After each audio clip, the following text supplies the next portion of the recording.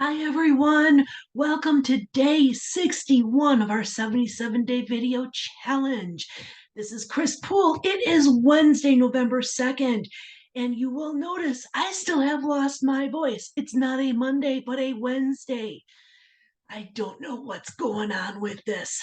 Anyway, tonight I had the pleasure of visiting EQ Leadership.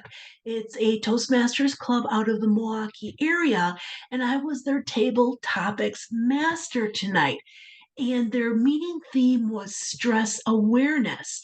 And I incorporated everything as part of my presentation to be part of table topics to match their theme, gave a brief little explanation, and then I went into a couple of different tips.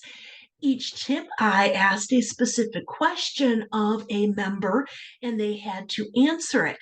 Now's my chance to answer these questions. The first question: what do you do to relax? Yuri answered it. He said he likes to do something with movement and in the mind.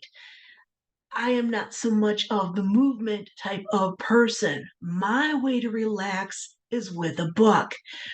That's what I absolutely love to do. Today at lunchtime, my way of relaxing at lunch, it was actually a busy, not too stressful, but a little bit stressful day at work. I finished the latest installment of the Jack Reacher series, the title No Plan B.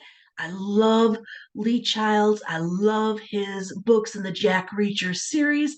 Highly recommend it if you are looking for something new to read. The next tip: put your feelings on paper. The question was, do you journal? Why or why not? And I don't journal. I have issues, I guess, with writing my feelings down on paper. But during high school and really in college, and I did it after college for a while also, it wasn't so much journaling, although I had several journal books, but I would cut out pictures from different magazines, different quotes or items if I had the money to buy and a place to put it. Different pictures with the sayings. I enjoyed those. But rather than spending all the money, I would put all of these, I would cut them out, put them into this journal. Or if I would find quotes that were inspirational or motivational, I would put those in there. And as I would look back through the years going through those, you could tell the roller coaster of emotions, because there are some days where I was on a high, I was in an excellent mood. And then there are days where it was very depressing, sad type of quotes or pictures. So it's interesting to look back on those things that you had done years ago or early adulthood. My next tip, tip number 3: be proactive when possible. My question was, when were you proactive or wished you had been proactive in a situation? I think Toastmasters is one way that I definitely enjoy being proactive. I like to plan out all my meeting roles so that I am prepared in advance. I have a calendar, I have upcoming meetings, and I'm doing this travel around the United States. I'm trying to visit all 50 states. So I have a spreadsheet. It has each club's name, their website, their contact information, meeting date, time. And then once I meet with them, I'll add in what was my meeting role, what was their word of the day, what was their theme. And I also am putting together a PowerPoint presentation. Being proactive helps me stay organized and in control.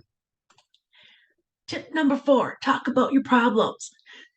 Do you talk to others about your problems, or do you keep things bottled up inside you? That's what I do.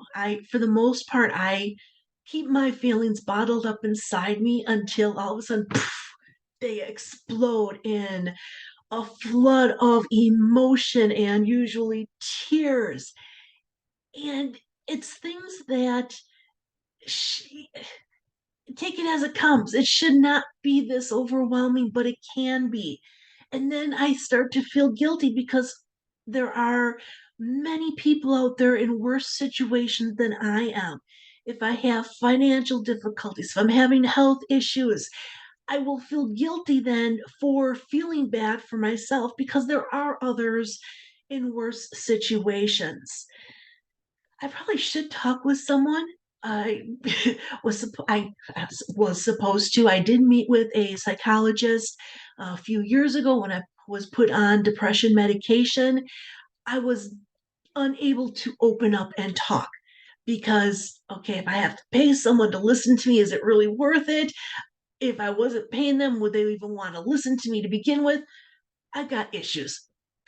We all do. It probably would be better if I talked about it, but you're not here to listen to that. Tip number 5, do something you enjoy. One of the things that I enjoy doing, reading, I mentioned that before. I eating, cooking, the fluffiness, that's what I enjoy. I like helping people. I love Toastmasters. That is something I enjoy. And that's probably unusual for non Toastmasters. Really? You like giving speeches? You like going to all these meetings and doing this and doing that? Yes, I really, really do. I enjoy it so much. Oh, doing something else that you enjoy. So I'm going to incorporate this into one of the earlier questions. What do you do to relax? Lately, I have been coloring.